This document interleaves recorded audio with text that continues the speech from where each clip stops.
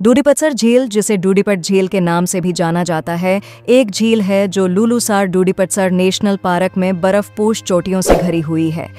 ये झील शमाली पाकिस्तान के सूबा खैबर पख्तूनख्वाह के ज़िला मानसहरा में वादी कागान के शमाली सरे पर वाक़ है।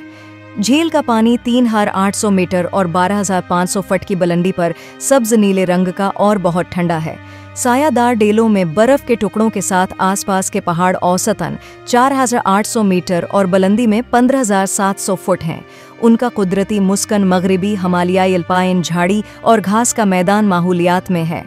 लोलवसर झील भी पार्क में दरियाए कन्हार का बुनियादी हेड वाटर है। सीफ अल मलूक झील के साथ सीफ अल मलूक नेशनल पार्क 150 किलोमीटर और 33 मील तवील वादी कागान के इलाके में वाक़ है और ये पार्कस मिलकर 48,000 हेक्टर और 220,000 एकड़ रकबे की हिफाजत करते हैं।